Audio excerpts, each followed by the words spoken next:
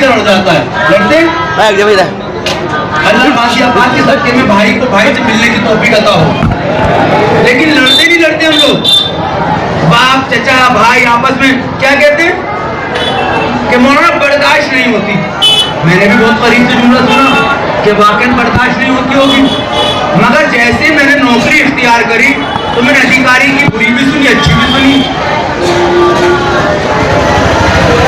मैंने एक नौजवान को देखा जो अपने बॉस की गालियां सुन रहा था।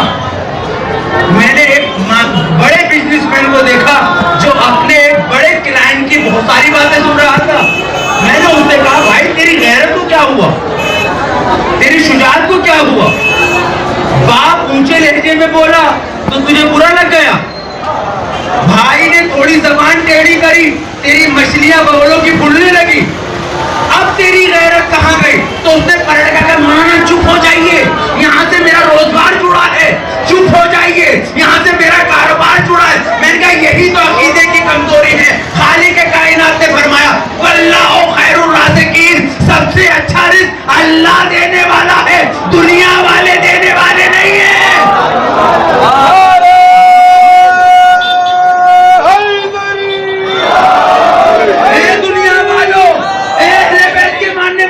दुनिया वालों की मोहब्बत में इतना ना खो जाओ कि दुनिया के आगे हाथ फैलाने लगो।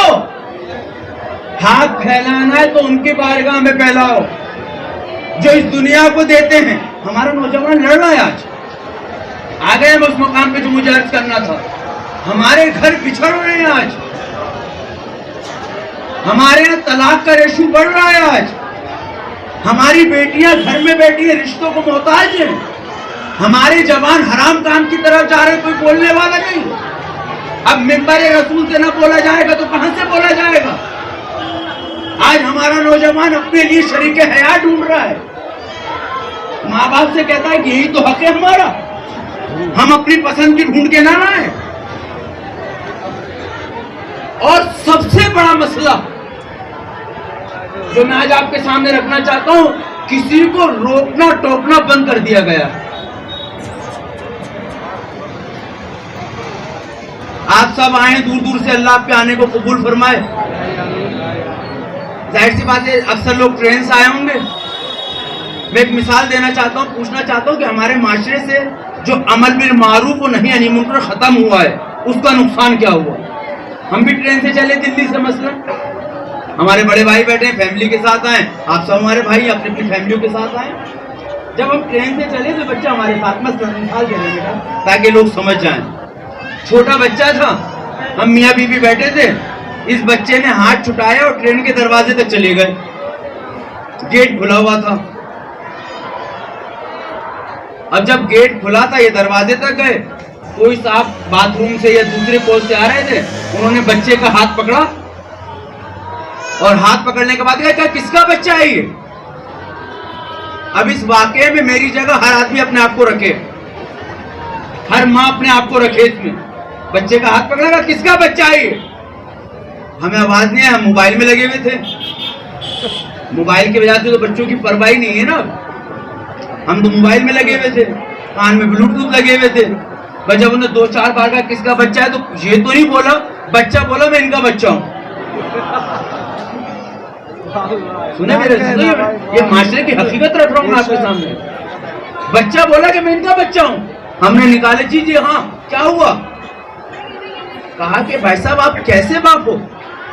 बच्चा ट्रेन के दरवाजे पर था।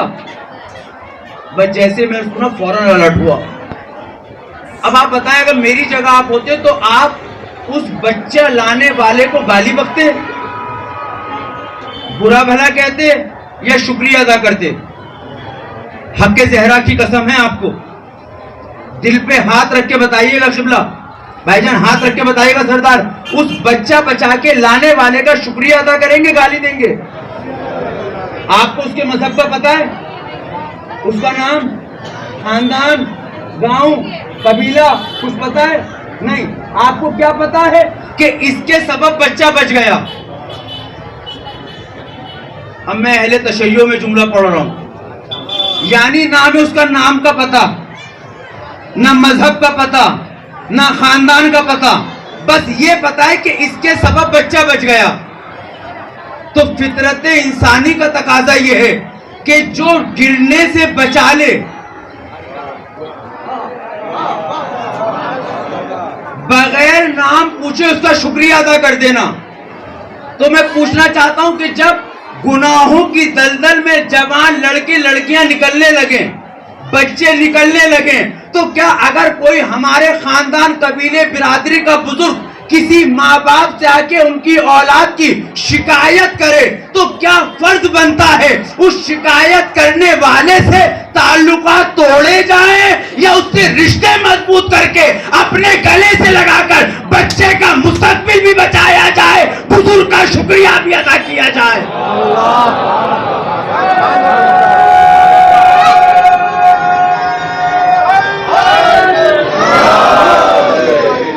دیکھیں بات شاید آپ تک پہنچا نہیں پایا میں, اگر پہنچ گئے تو اور فرمائیں. آج کسی میں ہمت ہے جو کسی کے بچے کو ٹوک دے؟ ہم سب غدیری بھائی ہیں, روزے غدیر آپ سب نے اعمال کیے ہوں گے.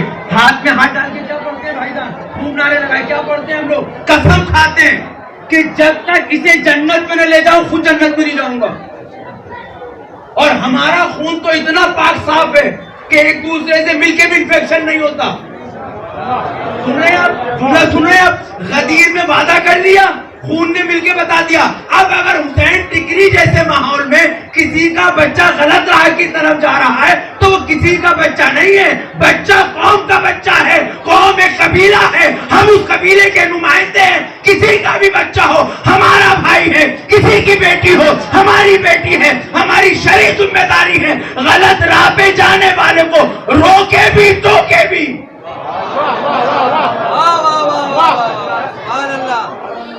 مگر ہم کہتے ہیں ہمارا کوئی گیا ہے, ہمارا کوئی بگڑا ہے. یہ تو فلاں کا بچہ ہے. فلاں کسے کہتے ہیں بھائی, یہ قوم کا بچہ ہے. یہ تو میں نے حسین ٹکری کی بات کی. اب اپنے گاؤں چلے جائیں, اپنے محلے میں چلے جائیں. پہلے بزرگ, یہ جو بزرگ بیٹھے ہیں یہ CCTV کے کام کیا کرتے تھے, اب ان کو گھروں میں بٹھا دیا گیا ہے. ان کے پاس کوئی نہیں آ کے بیٹھتا. معاف کرنا میرے نوجوانوں, اپنے بازوؤں پہ اتنا غرور نہ کرو. ابھی آپ اتنے بڑے نہیں ہوئے ہو کہ ان بزرگوں کو جواب دینے لگو. ان کے مشورے پہ عمل کر کے زندگی گزارو. اور اگر آپ نہیں کر سکتے تو امت مسلمہ کو تو بزرگی کا خیال رکھنا چاہیے. جہاں خلافت ہی بزرگی پہ مل گئی ہو.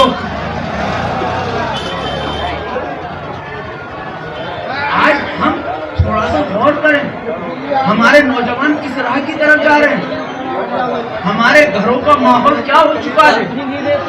میں نے آپ کے سامنے عرض کری کہ اگر آج ہم یہ محاسبہ کریں کہ ہم نے کتنی چیزیں حضرت علی کے لیے کی, جو میں نے ابتدا میں کہی. حضرت علی نے سوکھی روٹی کس کے لیے کھائی؟ ایک شخص آیا اور آنے کے بعد حضرت علی سے کہتا, سنیے واقعہ. حضرت علی سے کہتا ہے مولا اللہ نے بہت کچھ دیا ہے, امیر ہیں, ثروت ہیں, بادشاہ ہیں, مگر میرا بھائی آپ کے نقش قدم پہ چل رہا ہے. یہ بھی سن لیں, کبھی کوئی آدھی بات لے کے نہ جائے. کیا مطلب, کہا دیکھو آپ کی طرح سوکھی روٹی کھاتا ہے, آپ کی طرح بوسیدہ لباس پہن رہا ہے. حضرت علی نے بلایا اور بلانے کے بعد کیا علی بننا چاہتے ہو؟ علی نہیں بن سکتے, تم علی نہیں بن سکتے. کہا میں نے اپنی زندگی تمہارے لیے بدلی ہے. آئیے ایک منٹ کے لیے پوچھنا چاہتا ہوں, ہم نے علی کے لیے کیا بدلا؟ بتائیں بھائی, ہم نے اہل بیت کے لیے کیا بدلا؟ کیا بدلا اپنے اہل بیت کے لیے؟ ہم نے کیا اپنے آرام کا ٹائم بدلا؟ کاروبار, تعلیم, کیا بدلا ہم نے؟ ہم حضرت علی کی سنت پہ اور ان کی باتوں پہ عمل کرتے ہوئے شادی تک تو نہیں کرتے. دیکھیں اسلام میں ہر چیز کی عمر معین ہے. یہ مسئلہ سنیے گا, بڑا اہم مسئلہ اس لیے عرض کر رہا ہوں. ہر چیز کی عمر معین ہے, ہر چیز کا وقت معین ہے. نماز کا وقت معین ہے, روزے کا وقت معین ہے, زکوٰۃ کا وقت معین ہے, خمس کا وقت معین ہے. شادی کی عمر معین کیوں نہیں ہے؟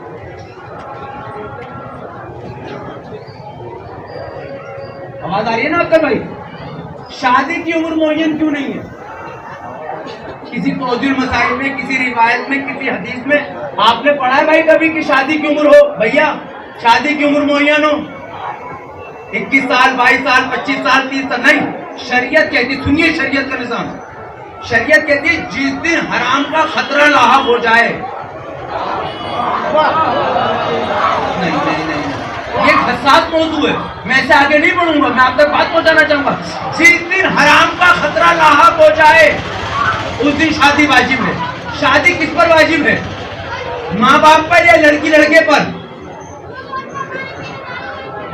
جی لڑکی لڑکے پر۔ اور حج کس پر واجب ہے؟ صاحب استطاعت پر۔ ہم اپنا واجب ان کے واجب کے لیے روکے ہوئے۔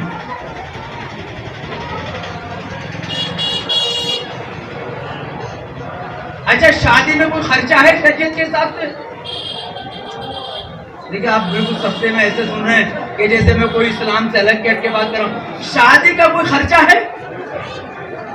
جی شادی کا خرچہ تھا میراث۔ ہم باغ فطرت کے لٹیروں پہ کل بھی لعنت کرتے تھے، آج بھی ہے، قیامت تک کریں گے۔ شادی کا کوئی خرچہ ہے؟ تو پھر شادی میں خرچہ بنایا کس نے؟ شریعت کتنی آسان ہے، شریعت نے کہا میراث دو، معاشرے نے کہا جہیز دو۔ میراث اور جہیز کا بنیادی فرق کیا ہے؟ میراث آپ دیں گے اپنی حیثیت کے حساب سے، جہیز دیں گے معاشرے کے حساب سے۔ یہیں سے فساد آ گیا۔ جب آپ شریعت کے حساب سے دیتے تو ادھار نہ لیتے، ادھار نہ لیتے۔ اب یہ باتیں لڑکوں کو بڑی بری لگیں گی کیونکہ بہنوں کو حق جا رہا ہے نا، بیٹیوں کو حق جائے گا، لیکن جو ہم نے جہیز دیا اور اس شادی کو کس مقام پر لے گئے؟ شادی میں نکاح کو چھوڑ کر کون سا شریعت کا کام ہے آج؟ میں پوچھنا چاہتا ہوں، یہ میرا حق ہے کہ میں آپ سے سوال کروں، زندگی بھر آپ بھی سوال کریں گے بھائی، کبھی ہم بھی تو سوال کریں۔ آپ بتائیں نوجوانوں، دل پہ ہاتھ رکھ کے بتائیں، شادی کے اندر بھائی، شادی ہوگی آپ کی؟ جلدی ہوگی انشاءاللہ۔ شادی کے اندر یہ حساس مسئلہ ہے، سنیے میرے عزیزو، میری مائیں بہنیں سنیں، اس مسئلے کو اہم لیں خدا کے واسطے، کیونکہ سارے رشتوں میں 99% خواتین کا انوالومنٹ ہے، جس کی وجہ سے رشتے بن بھی رہے ہیں، بگڑ بھی رہے ہیں۔ شادی کے اندر بڑا اہم مسئلہ ہے۔ یہ شادی کی کیوں ضرورت میں نے آپ کے سامنے ذکر کیا؟ کیونکہ آج گناہوں کی طرف تاخیر سے شادی ہونے کے سبب جا رہے ہیں۔ شادی میں نکاح کو چھوڑ کر کون سا شریعت کا اصول اور عمل انجام دے رہا ہے؟ کافر کے ہاتھ کا کھانا جائز ہے حرام؟ کیٹرر کون ہے آپ کے یہاں؟ دہی بڑے کون لا رہا ہے؟ گول گپے کون بنا رہا ہے؟ چاؤمین کون لا رہا ہے؟ گلاب جامن کون بنا رہا ہے؟ حلوائی کون ہے؟ دیکھیں یہ مسئلے بیان کرنے ضروری ہے جو میں آپ کے سامنے رکھوں گا، جو رکھنے چاہیے۔ اس کے بعد بے پردگی واجب ہے حرام؟ جی بے پردگی حرام ہے، با پردہ ہونا واجب ہے۔ کتنی شادیوں میں با پردہ ہیں ہم لوگ؟ ابھی مسئلہ آپ کے سامنے رکھوں تو کہاں رکھوں گا؟ ابھی میں شادی کے اسٹیج پر تو جا کے تقریر نہیں کر سکتا۔ جب آپ نے دنیا بھر کا، مردوں نے بھی، صبح سے لے کے آپ میرج بیورو کے اندر ہیں، آپ صبح سے لے کے شام تک ایک میرج ہال کے اندر ہیں، کیا نماز کا وقت نہیں گزرا؟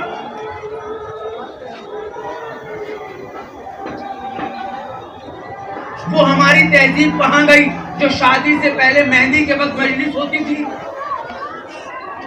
وہ ہماری تہذیب کہاں گئی کہ دلہن آ کے نوحہ پڑھتی تھی؟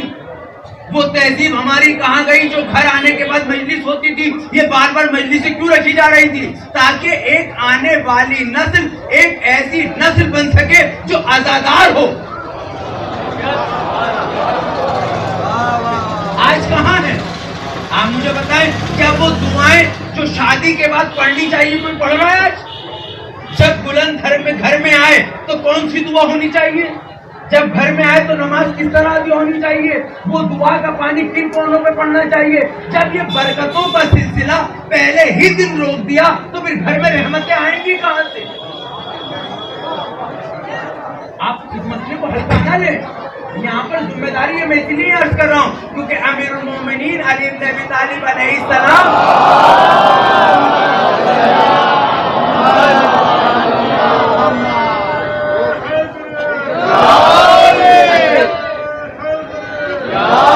حضرت علی علیہ السلام کا، یہاں جتنے بیٹھے ہیں توجہ فرمائیں، حضرت علی علیہ السلام سے جب شادی کے متعلق پوچھا گیا تو مولانا نے فرمایا اپنے لیے شریک حیات نہیں، اپنے بچوں کی ماں ڈھونڈو۔ اب میں آپ سے پوچھنا چاہتا ہوں ماں کیسی ہوتی ہے؟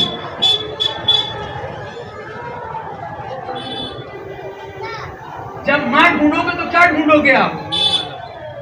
آج ہم ماں نہیں ڈھونڈ رہے، اپنے لیے بیویاں ڈھونڈ رہے ہیں، اور جب بیوی ڈھونڈ رہے تو ہم ماڈل ڈھونڈ رہے ہیں، خوبصورتی ایسی ہو، ہائٹ ایسی ہو۔ سنیے میرے چیزوں، اس کے نقصانات کیا ہوئے؟ آپ جو ماڈل کو لے کے آئے تھے اس نے گھر کا ماڈل بنا دیا، اور اس میں سنیے، اس میں اس آنے والی کی کمی نہیں ہے، کیونکہ اس آنے والی کو پتا ہے یہ مجھے اسی روپ میں لایا ہے، اگر میں اس روپ میں نہ رہی یہ گھر سے نکال دے گا۔ ضرورت ہے ماں کو تلاش کرو، اور یاد رکھنا جب ماں ڈھونڈی جائے گی تو بچے عباس جیسے ہوں گے۔ تاریخ کائنات بتاتی ہے، تاریخ اسلام بتاتی ہے حضرت علی نے بیوی کی خواہش نہیں کری، ایک ایسی عورت کی خواہش کری جس سے عباس کا بچہ وجود میں آئے۔ آج بیٹیاں گھروں میں بیٹھی ہیں، ہم ان کو ریجیکٹ پر ریجیکٹ کرے جا رہے ہیں۔ کہاں میں تمہاری غیرت؟ اس کی ہائٹ ایسی ہے؟ اپنے آپ کو کبھی آئینے میں دیکھا؟ ایک لمحے کے لیے سوچو، جس کے گھر پہ ناشتہ کر کر اس کی بیٹی کو ریجیکٹ کر کے آ رہے ہو، کل اگر کوئی تمہاری بہن کو ریجیکٹ کر کے جائے؟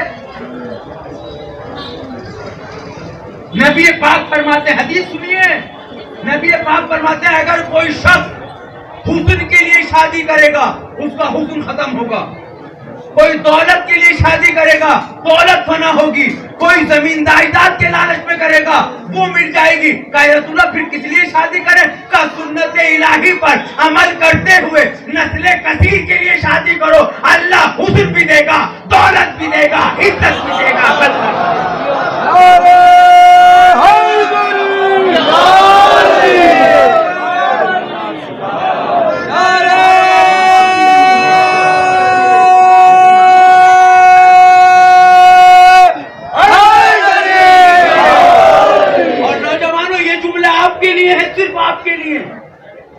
عورت کا کوئی وجود نہیں ہوتا، عورت ایک موم کے مانند ہوتی ہے۔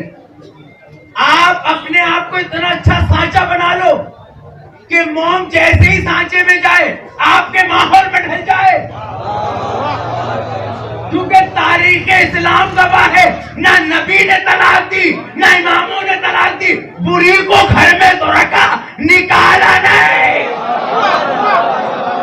نہیں میرے عزیزو، میں تاریخ آپ کے سامنے پڑھ رہا ہوں۔ جب پوچھنے والے نے پوچھا نکال کیوں نہیں رہے، کہا نکالتا وہ ہے جو کمزور ہو۔ مجھے اپنے اوپر اتنا یقین ہے، آج نہیں تو کل مسلسل عمل کرتے کرتے اس کو بدل دوں گا۔ سروا دیجیے محمد والے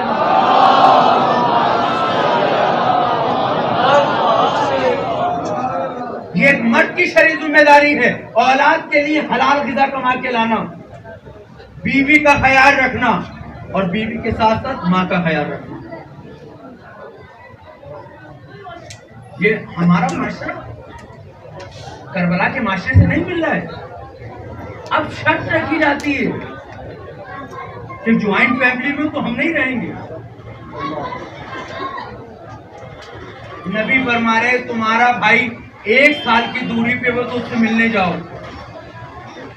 یہ باتیں عجیب و غریب لگ رہی ہیں نا آپ کو، لیکن پریکٹیکل ہے، کیونکہ اب کوئی لیکچر نہیں دے رہا ہے شادی کے اوپر۔ شادی کے بعد آپ کو کیسے رہنا کوئی بتانے والا نہیں ہے۔ آنے والی دلہن کو اپنا بھائی بہت اچھا لگتا ہے، آنے والی لڑکی کو اپنی بہن بہت اچھی لگ رہی ہے، لیکن اس آنے والی کو آپ کا بھائی اچھا نہیں لگ رہا، آپ کی بہن اچھی نہیں لگ رہی. کیوں؟ کیونکہ آپ نے کبھی بیوی کے سامنے بھائی کی عزت نہیں کی.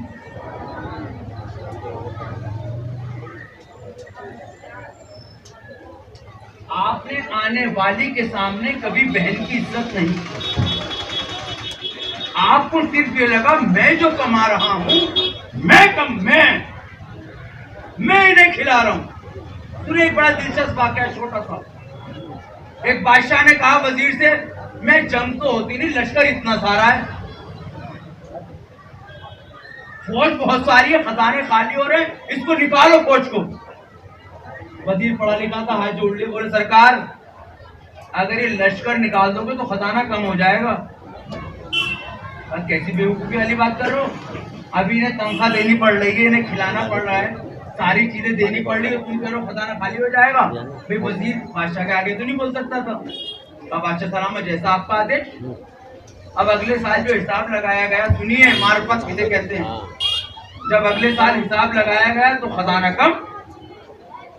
اب جب مشکل ہوگی تو بلایا جائے گا نا، بلاؤ. اب وزیر یہ بتاؤ پچھلے سال تک ہمارے کتنے تنخواہ لینے والے تھے، اتنے کھانے والے تھے، تو ہمارا خزانہ بڑھ رہا تھا. اب تنخواہ لینے والے بھی کم ہیں، کھانے والے بھی کم ہیں، خزانہ گھٹ کیوں رہا ہے؟ اس نے کہا کہ سرکار آپ نے قرآن کی آیت نہیں سنی، اللہ رازق ہے.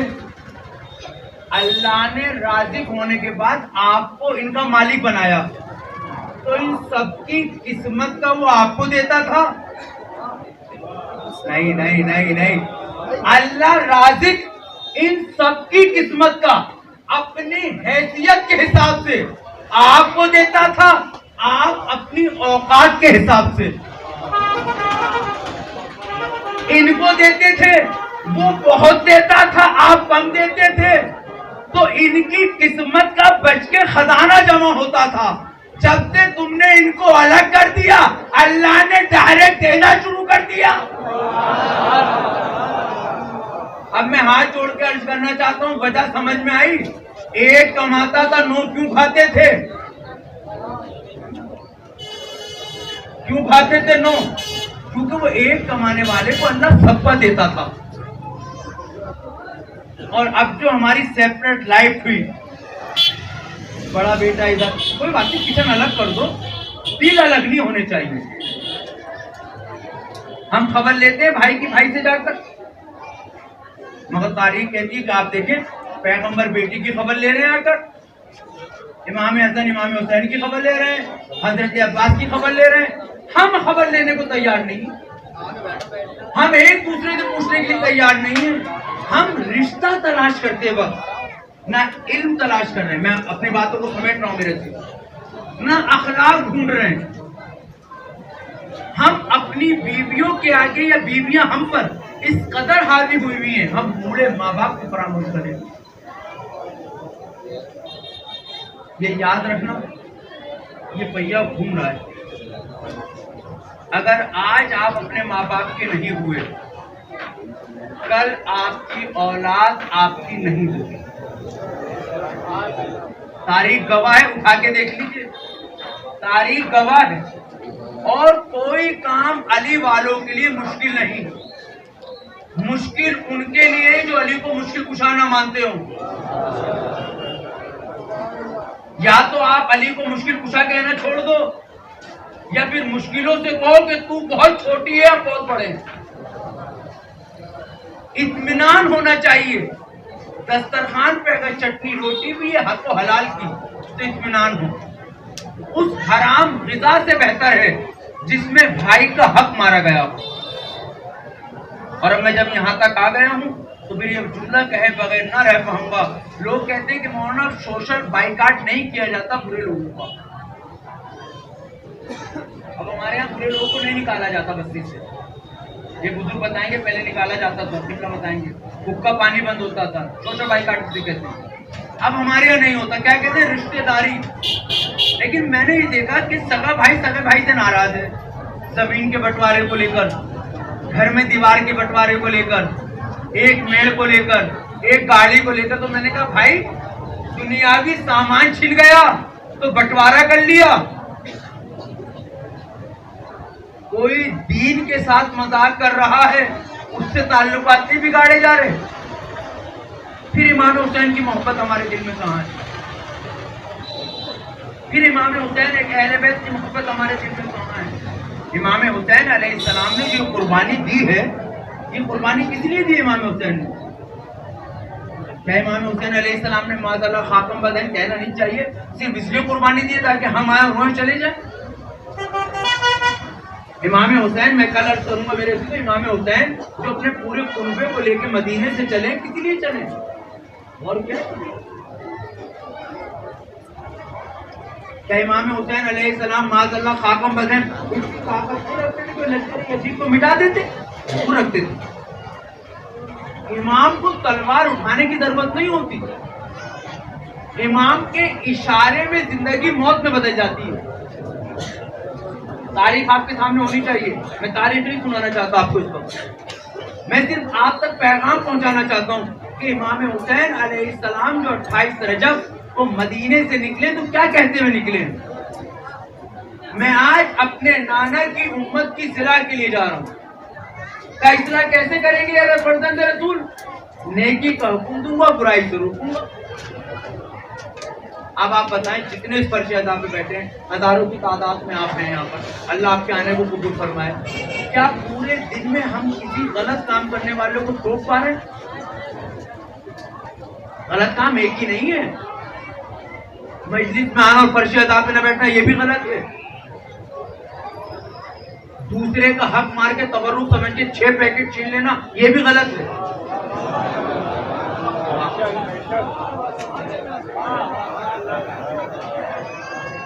تبرک کسے کہتے ہیں؟ معلوم تبرک کی اہمیت کیا ہے؟ ملائکہ لے کے جاتے ہیں. بے وضو تو تبرک کو ہاتھ بھی نہیں لگانا چاہیے. میں آپ کے سامنے اگر اجازت ہو، ابھی میرے پاس 15 منٹ ہیں، میں 5 منٹ لیتے آپ کے سامنے عرض کروں فرش ادا امام حسین پر. یہ میری تیسری تقریر ہے، جس کو بھی اعتراض ہو میں فون سے موجود المرتضیٰ میں آئیے بیٹھ کے باتیں کریں گے. فرش ادا کے آداب میں پہلی شرط کے باوضو آنا. پہلی شرط اس کی دلیل دے رہا ہوں. دلیل اس کی کیا ہے؟ یہ لکھا ہے فخر حسین، اب یہ لکھا ہے امام حسین کا نام. امام حسین کے نام کو بغیر وضو کے چھونا جائز ہے یا حرام؟ دیکھیے بہت باریک مسئلہ لایا ہوں آپ کے سامنے. بیٹا جائز ہے یا حرام؟ اگر نہیں پتا تو میں مسئلہ بتاتا ہوں. مسئلہ کے محمدی میں فرقہ تشیع میں میری مائیں بہنیں سنیں اس بات کو، اہل بیت اللہ اور اہل بیت 14 معصومین پنجتن پاک کے ناموں کو بغیر وضو کے چھونا حرام ہے. کیا ہے؟ حرام سمجھتے ہیں نا؟ 5 چیزیں شریعت میں: واجب، حرام، مستحب، مکروہ، مباح. واجب کہتے ہیں جسے ہر حال میں انجام دینا ہی دینا ہے. حرام جسے ہر حال میں چھوڑنا ہی چھوڑنا ہے. مستحب جسے انجام دو تو ثواب، نہ دو تو کوئی بات نہیں. مکروہ جسے چھوڑ دو تو بہتر، کر لو تو کوئی حرج نہیں. مباح جو وقت اور حالات کے تحت بدل جائے. مثلا میرے پاس ایک پانی کا گلاس ہے، پانی پینا واجب نہیں ہے نہ حرام ہے، پانی پینا مباح ہے، لیکن میں پیاس سے مر رہا ہوں. اب پانی پینا، لیکن مجھے خدا نہ خواستہ کوئی ایسا مرض آ جائے کہ اگر پانی پیوں تو موت آ جائے، تو پانی پینا. 5 چیزیں سمجھ میں آ گئے آپ کے؟ واجب، حرام، مستحب، مکروہ، مباح، ایک دوسرے سے ملی ہوئی ہیں، بالکل بارڈر ہے. اب یہ باتیں پڑھی نہیں جاتی اس لیے میرا مجمع ذرا سکتے میں ہے. واجب کی کوئی جزا نہیں، واجب کا کوئی ثواب نہیں، یہ تو کرنا ہی ہے. ثواب ملے گا مستحب پر، مگر مستحب ہوگا کب؟ جب واجب ادا ہو چکے.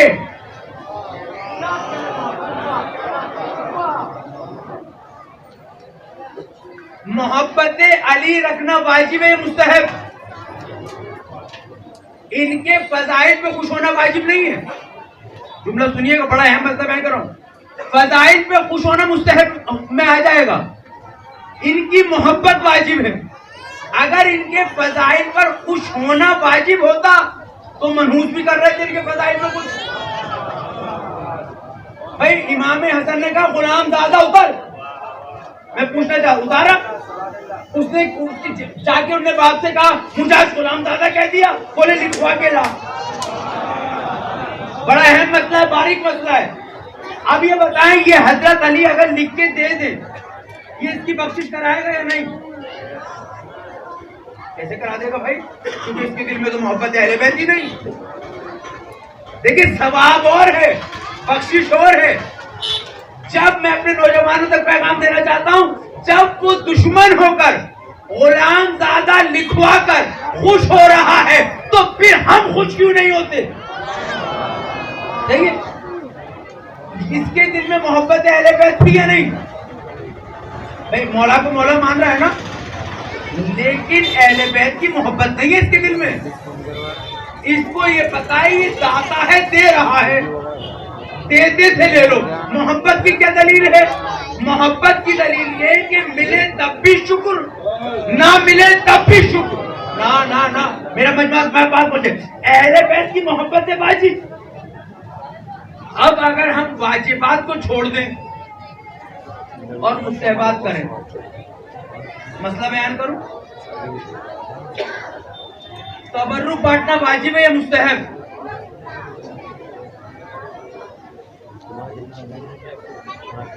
بہت بحث ہوگی آج، پوری رات بحث ہوگی۔ یہاں نہیں ہوگی، یہاں تو میں ختم کر دوں گا میں، جو لوگ آپس میں چرچا کریں گے۔ خمس نکالنا واجب ہے یا مستحب؟ جی جو واجب مانتے سلوات پڑھیں۔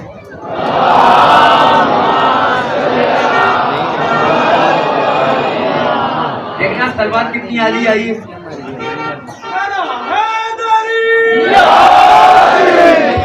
مسئلہ سنیے، موت سب کے گھر میں ہوتی ہے، اللہ ہمارے مرحومین کی مغفرت فرمائے۔ جب ہمارے کسی کا انتقال ہوتا ہے تو کہا جاتا ہے کہ کفن کا خون نکال لینا۔ کوئی ہے جس کے یہاں نہ کہا جاتا ہو؟ اس کے گھر میں نہیں کہا جاتا جہاں خون نکلتا ہو۔ اس کا مطلب ہمیں مسئلہ معلوم ہے کہ مرنے کے بعد اگر کفن بھی ہو تو خون کے پیسے کا ہو، کیونکہ بغیر خون کا پیسہ نجس ہے۔ خاموش بیٹھے ہیں، جس مال کا خمس نہیں نکلا بھائی جان اس کا پیسہ نجس ہے، نجس پیسے کا کفن ملے گا نہیں۔ تو جب نجس کپڑے کا کفن ہوگا تو وہ اللہ تک پہنچے گا نہیں۔ تو میں آپ سے پوچھنا چاہتا ہوں اگر خمس واجب ہے اور تبرک مستحب، تو جس مال سے خمس نہ نکلا ہو اس مال سے تبرک بانٹنا کیسا ہے؟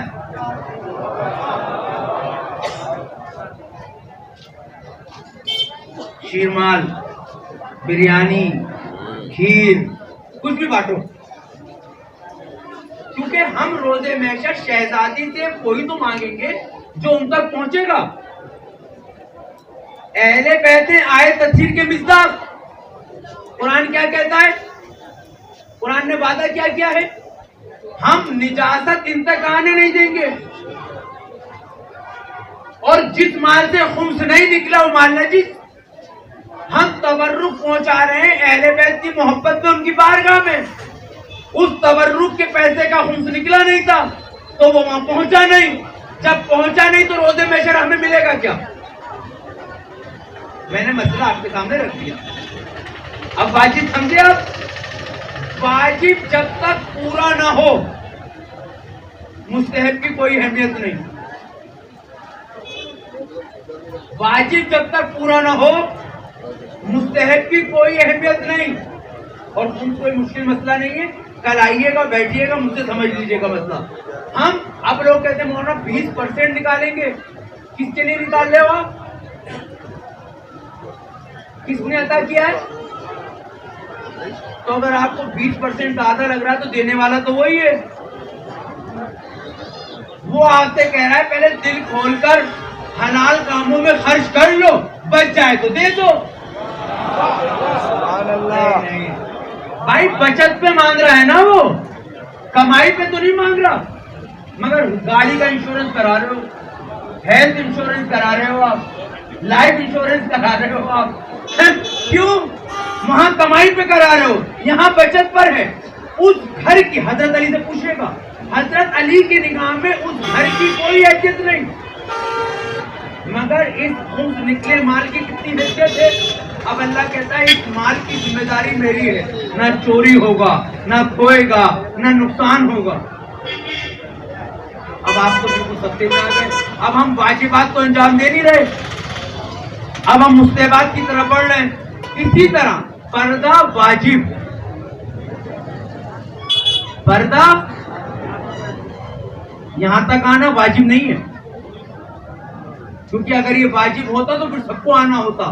اور ذکر اہل بیت وقت کا محتاج نہیں ہے، واجب کا وقت ہوتا ہے، مستحب ہر وقت ہوتا ہے. کہہ دیا کاش آپ تک بات پہنچا سکتا. واجب کا وقت ہے، واجب کے لیے شرط ہے، مستحب کے لیے شرط نہیں ہے. اب آپ زیارت کرنے تو آئے مگر بے پردہ ہو، اب آپ سب خاموش بیٹھے ہیں. نہیں سرکار، یہ بے پردہ آپ کی وجہ سے ہیں، کیونکہ اگر آپ نے ان بچیوں کو دین سکھا دیا ہوتا، اگر ان بچیوں کو تاریخ کربلا بتا دی گئی ہوتی، اگر ان بچیوں کو جناب زینب و جناب سکینہ پہ پڑنے والی بے پردگی کی مصیبت بتا دی گئی ہوتی. میں اکثر اپنی مجلسوں میں جملہ کہتا ہوں، جو بیٹی، جو بہو، جو دلہن آپ کو آپ کے وقت پہ کپڑے دھو کر، کھانا دے کر، گھر سجا کر، صاف کر کے دے سکتی ہے، وہ شریعت کے خاطر پردہ کر بھی سکتی ہے. شرط یہ ہے آپ پردے کی اہمیت بتائیں. اور صرف پردہ ان پر واجب نہیں ہے، پردہ آپ کی آنکھوں پر بھی واجب ہے. دیکھیے وقت زیادہ ہونے کو ہے، لیکن میں آپ کے سامنے بات ضرور رکھوں گا. آپ سب لوگ اکثر بہت سے لوگ جو کربلا گئے ہوں گے، آخری بات پھر کل عرض کروں گا انشاءاللہ. اور جو کربلا نہیں گئے، ہندوستان کی کربلا تو آ گئے. وہاں بھائی آئے نہیں آئے ہندوستان کی کربلا؟ آئے نا. یہاں سے کچھ چیز مس کر کے لے کے جائیں گے آپ؟ بولے آپ تھوڑا سا. جب کربلا سے لوگ آتے ہیں، زائرین آتے ہیں، تو وہاں سے کچھ چیزیں مس کر کے لاتے ہیں. کیا لاتے ہیں مس کر کے؟ رومال، کلابہ، تسبیح، کفن، کچھ نہ کچھ چیزیں مس کر کے لاتے ہیں. میں اپنے پورے مجمع سے جہاں تک میری نگاہ جا رہی ہے، میں پوچھنا چاہتا ہوں اس مس کری ہوئی چیز کا کیا کرتے ہیں آپ؟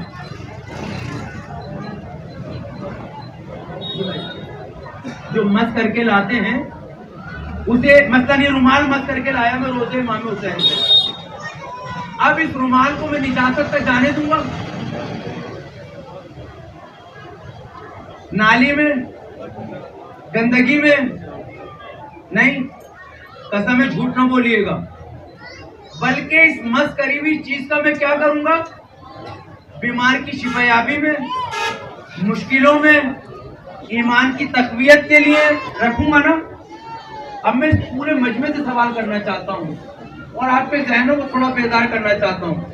یہ رومال خود بخود جیب سے نکل کے مس ہو کے جیب میں آ گیا تھا، یا میں نے اپنے ہاتھوں سے مس کیا ہے؟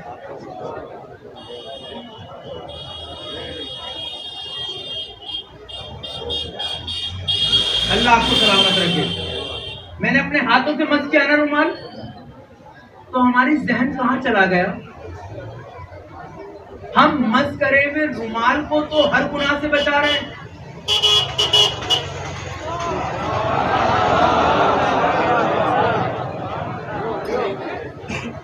اور جس ہاتھوں سے ذریعے حسین چھو کے آئے،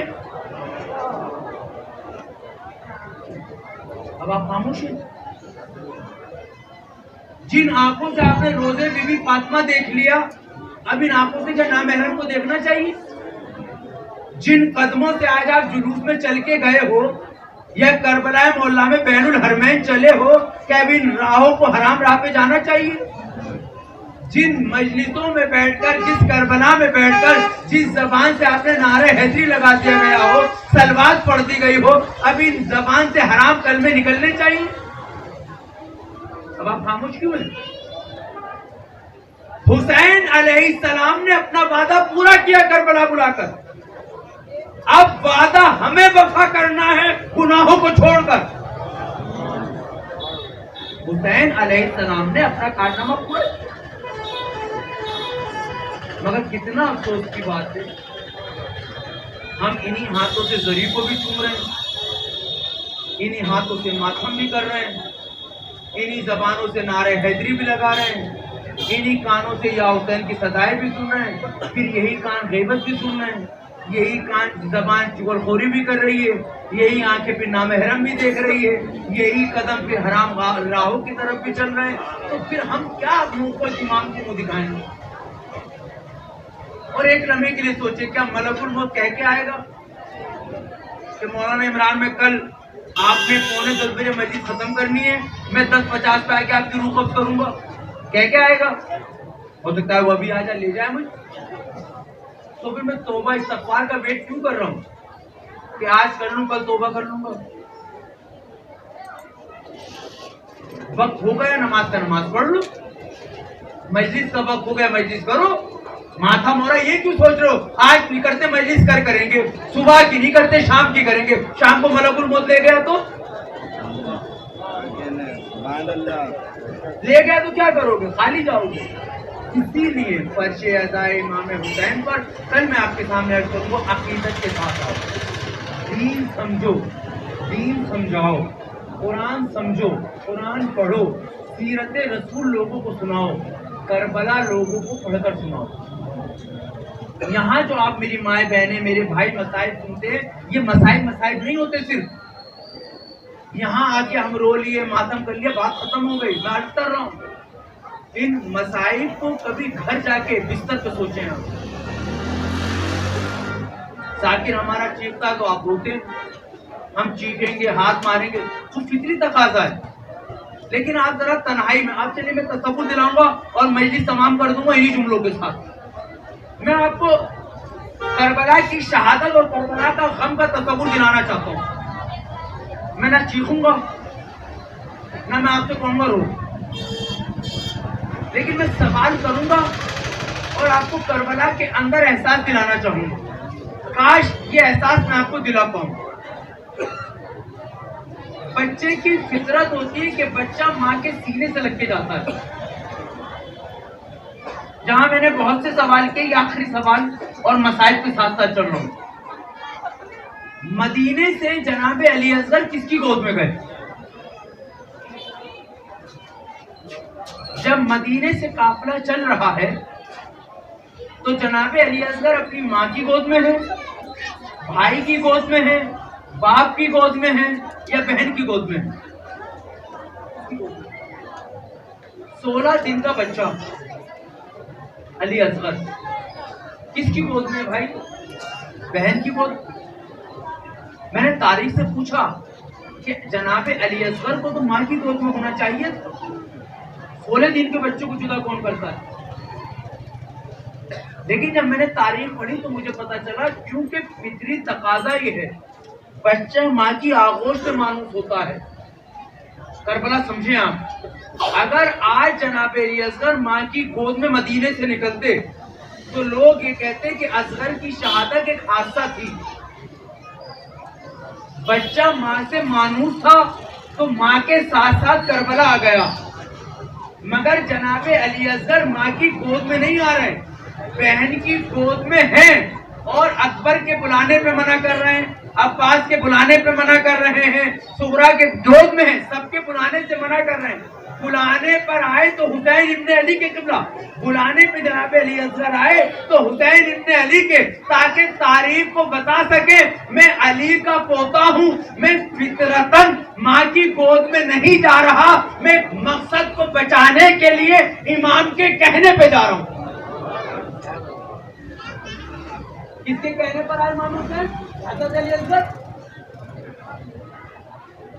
جناب رباب کے کہنے پر نہیں آئے, جناب زینب کے کہنے پر نہیں آئے, حضرت عباس کے بلانے پر نہیں آئے, کس کے بلانے پر آئے؟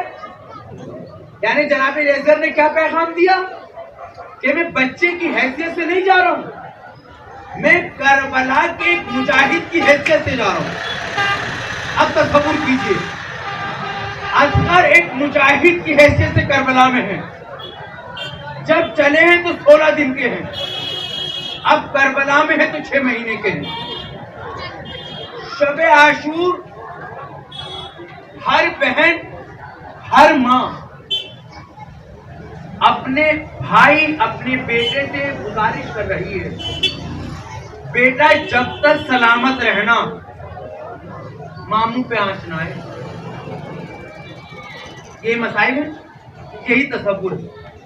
جناب قاسم کی ماں نے کیا کہا؟ چچا کی حفاظت کرنی. جناب اونا محمد کی ماں نے کیا کہا؟ ماموں کی حفاظت کرنی. جناب عباس سے کیا کہا گیا؟ بھائی کی حفاظت کرنی ہے. جناب علی اکبر سے کیا کہا گیا؟ کیا مادر اصغر نے اصغر سے نہیں کہا؟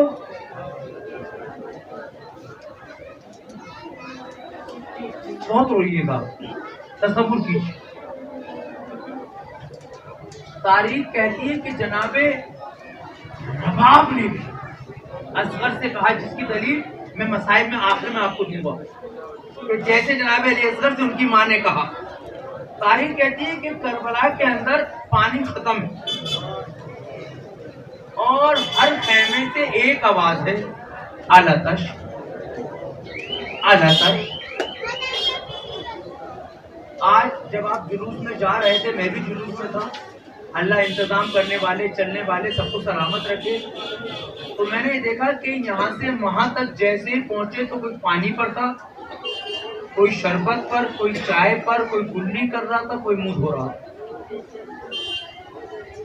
لوگ سائے میں بیٹھ رہے تھے. دل بھر آیا اور یاد آیا کہ آج چند قدم چل کر بھوک پیاس بھوک تھکن, مگر کربلا کے اندر بھوک پیاس جلتا سورج تپاتی ریت, حسین تنہا. اور اب ایسا تنہا نہیں ہے حسین, ایسا تنہا نہیں ہے. میں آپ کو احساس دے رہا ہوں, میری مائیں بہنیں یا جو صاحب اولاد ہیں وہ احساس کریں گے. جنہوں نے اپنے بچوں کو ہاتھ میں اٹھایا تھا نا, وہ تھک گئے تھے. وہ کہہ رہے تھے بھائی تھوڑی دیر کے میرے بچے کو پکڑ لے, بیٹا تھوڑا بیٹھ جا. کبھی آپ نے سوچا ہے کہ حسین نے روزے عاشور کتنے جنازے اٹھائے؟ اگر مصائب آپ کے دل کو ٹچ کر رہے ہیں تو ان آوازوں کو نہ روکیے. تصور کیجیے, صرف تصور کیجیے, یہاں مجلس ہو رہی ہو, وہاں شامیانہ تھا نا بھائی, فرش تھا نا, فرش تھا نہیں تھا. معلوم ہے کربلا میں کیا تھا؟ تاریخ کہتی ہے کہ جب حسین صبح سے جنازوں پہ جنازے اٹھا چکے تو مادر اونو محمد نے جملہ کہا اپنے لال سے, میرے لال اگر جنگ کرتے کرتے دور چلے جانا تو ماموں سے کہنا ہمیں لے کے نہ آئے. پھر جناب زینب نے جناب امام حسین سے کہا بھیا میرے لال کے جنازے نہ لانا. کہا بہن کیوں؟ کہا بھیا تو صبح سے تھک چکا ہے. اللہ اکبر. میں صرف تصور پیش کر رہا ہوں, میرا تو مسائل مجھ سے بھی پڑے جائیں گے مسائب آج. میں صرف تصور رکھنا چاہتا ہوں. حسین نے 32 چاہنے والوں کے جنازے اٹھائے. حر کا جنازہ, حر کے بیٹے کا جنازہ, قاسم کی پامال لاش, اکبر کی پامال لاش, اونو محمد کے جنازے, عباس کا جنازہ. اب حسین کا کیا عالم ہوگا کہ جب عباس کی شہادت ہوئی تو کیا فرمایا, میرے بھائی تیرے مرنے سے میری کمر ٹوٹ گئی. تاریخ کہتی ہے اب حسین مقتل میں یکو تنہا کھڑے ہیں اور آواز دیتے ہیں حل من ناصر ینصرنا. تاریخ کہتی ہے لاشیں ہوا میں اٹھے. حسین نے کہا نہیں. حسین نے پھر کہا حل من مغیث یغیث. تاریخ کہتی ہے خیمے سے آواز آئی آقا اصغر نے جھولے سے گرا دیا. تصور شرط جملہ رکھیے گا ذہن میں کہ مادر اصغر نے بھی اصغر سے کہا تھا میرے لال جب تک سلامت رہنا باپ پر مصیبت نہ آئے. تاریخ کہتی ہے اب جناب علی اصغر کو امام حسین نے کہا لاؤ مجھے میرا لال دے دو. مقاتل کہتے ہیں مادر اصغر نے اصغر کے چہرے پہ ہاتھ پھیرا. چھوٹا سا اصغر 6 مہینے کا بچہ اور باپ کے ہاتھوں میں دینے سے پہلے کہتی ہوں گی میرے لال دادی سے شکایت نہ کرنا.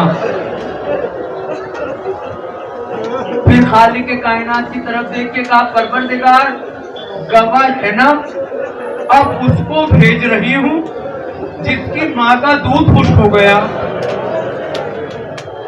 پروردگار حجت خدا کو بھیج رہی ہوں. اور تاریخ کہتی ہے ہر ماں نے اپنی اولاد سے کہا ہے میرے لال سکینہ پیاسی ہے حوض کوثر پہ جا کے پانی نہ پینا. تو مادر اصغر نے بھی شاید اپنے لال سے کہا میرے لال شہادت کے بعد جب دادا پانی لے کر آئے تو سکینہ کا تصور ذہن میں رکھنا. اشرکم اللہ. میں مجلس تمام کر دوں گا کسی بھی لمحے. تاریخ کہتی ہے حسین نے اپنے ہاتھوں میں لیا. تصور شرط ہے. کتنا ٹیمپریچر ہے کربلا کا. تاریخ کہتی ہے جب حسین اصغر کو لے کے ہاتھوں پہ چلے تو فوج اشقیہ یہ سمجھی کہ حسین قرآن لے آئے کیونکہ اتنے چھوٹے کا تو تصور نہیں ہے نا. مگر امام حسین کہتے ہیں فوج اشقیہ یہ میرا لال اصغر اس کی ماں کا دودھ خشک ہو گیا ہے یہ پیاسا ہے. اب میں دیکھوں گا کہ آپ کس قدر برداشت کرتے ہیں. اور اگر تمہیں یہ لگتا ہے اس کے بہانے میں پانی پیوں گا لو میں اصغر کو زمین پہ رکھ دیتا ہوں. مقاتل لکھتے جیسے ہی اصغر کو چلتی زمین پہ رکھا بچہ عرض کربلا پہ منقلب ہوا جیسے بغیر پانی کے مچھلی. حسین نے اٹھا لیا. ماں کا دل کا تڑپ گئے. اب حسین کہتے ہیں میرے لال سنے میرے عزیزو میرے لال تو بھی تو حجت خدا کا بیٹا ہے تو بھی تو اطمینان حجت کر. تاریخ کہتی ہے جسے امام زمانہ زہرۃ عائشہ میں فرماتے ہیں میرا سلام ان سوکھے لبوں کے اوپر جن پر پپڑیاں جم گئی. تاریخ کہتی ہے اصغر نے مسکراتے ہوئے اپنی زبان لبوں پر پھیری. ایک آواز آئی اینا اینا حرملاہا اختر کلام الحسین. وہ جملہ ذہن میں رکھیے گا کہ اصغر کی ماں نے کیا کہا تھا میرے لال جب تک سلامت رہنا حسین کی حفاظت کرنا اپنے بابا کی حفاظت کرنا. تاریخ کہتی ہے حرملا کہتا ہے میں تیر تو چلاتا ہوں مگر کیا کروں جب جب تیر چلاتا ہوں خیمے کا پردہ ہل کر کہتا ہے میرا لال پیاسا ہے میرا لال پیاسا ہے میرا لال بھوکا ہے. تاریخ کہتی ہے ادھر حرملا کا تیر کمان سے نکلا. تصور شرط ہے تیر کا نکلنا تھا گلوئے اصغر لگا. ارے گلے کے باہر بازوئے حسین میں لگا. جیسے ہی بازو پہ لگا اصغر نے خیمے کا رخ کر کے ہاتھوں کو جوڑ کر شاید اماں سے کہا ہو اماں ارے گلا چھوٹا رہ گیا چاہتا تو تھا بابا پر مصیبت نہ مگر اماں ارے گلا چھوٹا تھا ارے تیر بڑا تھا. اماں میں بابا کو نہ بچا پایا